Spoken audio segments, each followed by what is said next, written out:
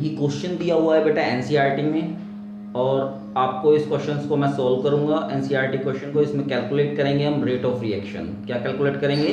Rate of reaction. Simple सा है, देखते हैं इस क्वेश्चन को। बेटा ये आपका रिएक्टेंट पार्ट है और ये क्या है आपका प्रोडक्ट पार्ट है। क्लियर है? आप इसमें कैलकुलेट करेंगे rate of reaction. Rate of reaction मैंने आपको पहले भी कैलकुलेट करना सिखाया था। रेट ऑफ रिएक्शन बेटा सिंपल सी बात है, रिएक्टेंट हो तो किसका साइन आ जाएगा? माइनस का। आगे जो आपका स्टिचोमेट्रिक कोफिशिएंट है वो किस में चला जाएगा? डिवाइड में। D B R negative by D T. Clear है? इज इक्वल टू, ये कौन सा है आपका रिएक्टेंट है, माइनस के D B R O three negative by D T is equal to, बेटा माइनस रिएक्टेंट है आपका जो ये 6 है, ये डिवाइड में चला जाएगा 1/6 D H positive by D T. बेटा रिएक्टेंट आपका फिनिश हो चुका है। अब हम क्या किसकी रेट ऑफ रिएक्शन निकालेंगे? प्रोडक्ट की। प्रोडक्ट में किसका साइन आता है? प्लस का साइन आता है। प्लस का साइन 1/3, 3 किस में चला जाएगा? डिवाइड में। डिवाइड में चला जाएगा D B R two divided by D T. Clear है? ये भी क्या है आपका प्रोडक्ट है। प्रोडक्ट है तो बेटा किसका साइन आएगा? प्लस का साइन आएगा। Plus 1/3 D H two O by D T. तो बेटा आपने इस इक्वेशन की क्या कैलकुलेट इस इक्वेशन में क्या निकाल लिया आपने? Rate of reaction. तो बेटा रेट ऑफ रिएक्शन को आप इजी वे में सोल्व कर सकते हैं और आप इजी वे में निकाल सकते हैं। क्लियर है? रिएक्टेंट है तो बेटा माइनस साइन आएगा, प्रोडक्ट है तो प्लस साइन आएगा। नेक्स्ट टॉपिक आ गया है हमारा factor affecting rate of reaction. Factor affecting rate of reaction यानी रेट ऑफ रिएक्शन को कौन कौन से फैक्टर आपके अफेक्ट कर रहे हैं। तो सबसे पहला जो रेट ऑफ रिएक्शन को अफेक्ट कर रहा है वो कर रहा है concentration of reactant. Concentration of reactant. बेटा कंसंट्रेशन ऑफ रिएक्टेंट को अगर आप इंक्रीज करेंगे, क्या करेंगे? इंक्रीज, तो रेट ऑफ रिएक्शन जनरली क्या कर जाती है? इंक्रीज। तो रेट ऑफ रिएक्शन किसके directly proportional I? Concentration of reactant. Concentration of reactant. Next जो अफेक्ट कर रहा है रेट ऑफ रिएक्शन को वो है टेम्परेचर। क्या है? टेम्परेचर। टेम्परेचर में भी सिंपल सा है, अगर आप टेम्परेचर को इंक्रीज करेंगे बेटा, क्या करेंगे? टेम्परेचर को इंक्रीज, तो रेट ऑफ रिएक्शन आपकी जनरली क्या कर जाएगी? इंक्रीज कर जाएगी रेट ऑफ रिएक्शन। नेक्स्ट आपके पास है presence of catalyst. Presence of catalyst. बेटा कैटलिस्ट क्या काम करता है? इंटरमीडिएट का काम करता है इन केमिकल रिएक्शन। ये रिएक्शन को जनरली क्या करता है? फास्ट। यानी कैटलिस्ट की प्रेजेंस में आपकी रेट ऑफ रिएक्शन क्या हो जाएगी? फास्ट हो जाएगी। सिंपल सा है। नेक्स्ट देखते हैं। नेक्स्ट आपका है surface area of reactant. Surface area of reactant यानी सिंपल सी बात है, जो पार्टिकल का साइज है वो क्या है? स्मॉलर है। सरफेस एरिया क्या हो जाएगा? लार्ज हो जाएगा। अगर सरफेस एरिया अगर आपका लार्ज हो गया तो रेट ऑफ रिएक्शन क्या कर जाएगी आपकी? Generally increase. सिंपल सा है। नेक्स्ट आपके पास आ गया radiation. Radiation some reaction, generally जो रिएक्शंस होती हैं वो कुछ रिएक्शंस होती हैं वो प्रेजेंस होती है सनलाइट की प्रेजेंस में। किसकी प्रेजेंस में होती है? सनलाइट की प्रेजेंस में। The reaction in presence of sunlight, the reaction in presence of sunlight is called as photochemical reaction. Last आपका nature of reactant. Nature of reactant depend करेगा रिएक्टेंट के नेचर के ऊपर। आपका वो कंपाउंड आयनिक कंपाउंड है या आपका वो कंपाउंड कोवलेंट कंपाउंड है। जो आयनिक कंपाउंड है जब आप उसे वाटर में डिसॉल्व करते हैं तो बेटा किस में इजीली ब्रेक हो जाता है? आयंस में ब्रेक हो जाते हैं वो। ठीक है? उनका बॉन्ड क्या हो जाता है? इजीली ब्रेक हो जाता है। जैसे ही आप मान लीजिए ये आपके पास वाटर है, वाटर के अंदर आपने डिसॉल्व किया NaCl, जाते ही बेटा डिसॉल्व हो जाएगा Na positive and Cl negative में।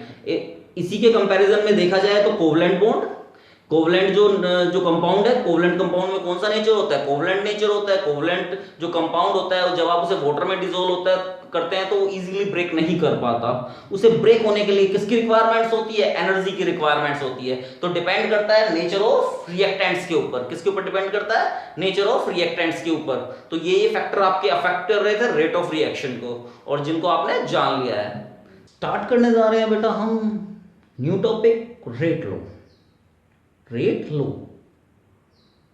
The rate is directly proportional. The rate is directly proportional. Concentration of reactant. Concentration of reactant is called as rate law. अब rate law का एक expression है, जरा हम जानते हैं उस एक्सप्रेशन के बारे में। देखिए जरा एक जर्नल इक्वेशन देखिए मेरी।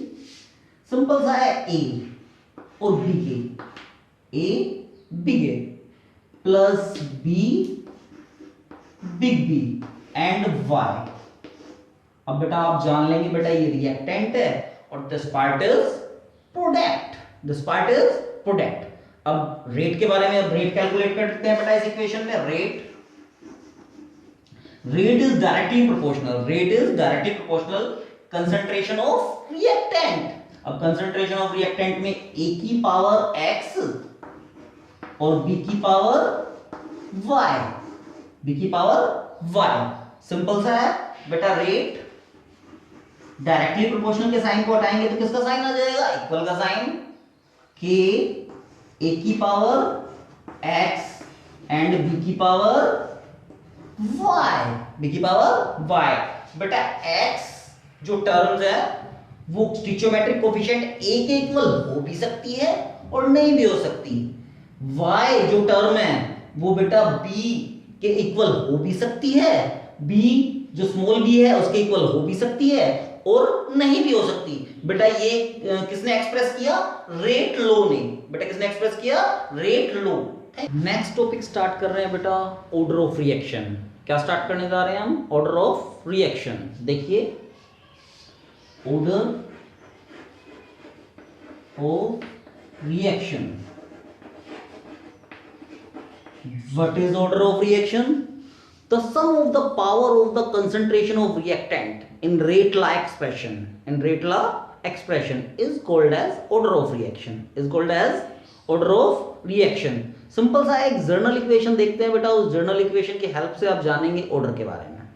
जर्नल इक्वेशन देखिए बेटा, A big A plus small B big B and Y.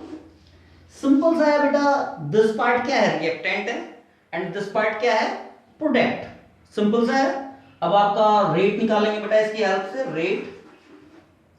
Rate directly proportional आ गया ए की पावर एक्स एंड बी की पावर वाई, ए की पावर एक्स एंड बी की पावर वाई। बेटा डायरेक्टली प्रोपोर्शनल के sign को हटाएंगे तो रेट इज इक्वल टू आ गया के ए की पावर एक्स एंड बी की पावर वाई। तो सिंपल सा है, order of reaction the sum of the power of the concentration, the sum of the power of the concentration of reactant in rate law expression. ये क्या था आपका, order था। तो ऑर्डर क्या हो गया आपका, सिंपल सी बात है, ऑर्डर हो गया आपका x प्लस वाई, यानी कंसंट्रेशन की जो पावर है उनका जो सम होता है बेटा वो क्या कहलाता है, ऑर्डर कहलाता है। क्या कहलाता है, ऑर्डर। तो आपने ऑर्डर के बारे में जान लिया। ऑर्डर आपके कौन कौन से होते हैं बेटा, जीरो ऑर्डर रिएक्शन होता है, फर्स्ट ऑर्डर रिएक्शन होता है, सेकंड ऑर्डर रिएक्शन होता है, थर्ड ऑर्डर रिएक्शन होता है and fractional order of reaction, and fractional order of reaction. Simple सी बात है। स्टार्ट कर रहे हैं, क्या स्टार्ट कर रहे हैं, न्यूमेरिकल। न्यूमेरिकल किसके ऊपर, ऑर्डर ऑफ रिएक्शन के ऊपर। आप ऑर्डर कैलकुलेट करना सीख रहे हैं। क्या कैलकुलेट करना सीखेंगे हम, ऑर्डर। तो ऑर्डर आपको पता है, the sum of the power of the concentration of reactant, यानी अगर मैं रिएक्टेंट की पावर को सम करूं तो बेटा आप क्या कैलकुलेट कर लेंगे, ऑर्डर। तो बेटा इसमें क्या दिया हुआ है, रेट दिया हुआ है। रेट ऑफ रिएक्शन आपकी क्या है, रेट आपका क्या है, ए की पावर 1/2 और बी की पावर 3/2। अगर आप मैं इसका अगर ऑर्डर कैलकुलेट करूं, क्या कैलकुलेट करूं बेटा, ऑर्डर। ऑर्डर क्या आ जाएगा, 1/2 प्लस 3/2। तो बेटा ऑर्डर आ गया इसका 2, 1 प्लस 3, तो बेटा 4/2, यानी ऑर्डर आपका इसका क्या आ गया, इस इक्वेशन का ऑर्डर क्या आया आपका 2। क्लियर, सिंपल सा है। नेक्स्ट इस इक्वेशन का ऑर्डर निकालना सीखेंगे हम। तो बेटा जो पावर है उसको सम कर देंगे, वो क्या कहलाएगा, ऑर्डर। तो ऑर्डर इज इक्वल टू आ गया 3/2 माइनस 1। क्लियर है, तो सिंपल सा आ गया बेटा 3 माइनस के 2 डिवाइडेड बाय 2। क्लियर है, तो कितना आया बेटा, ये हो जाएगा 1/2। इसका ओवरऑल ऑर्डर जो आपके पास आया 1/2 और इस इक्वेशन का जो ओवरऑल ऑर्डर आया बेटा वो क्या आया, 2।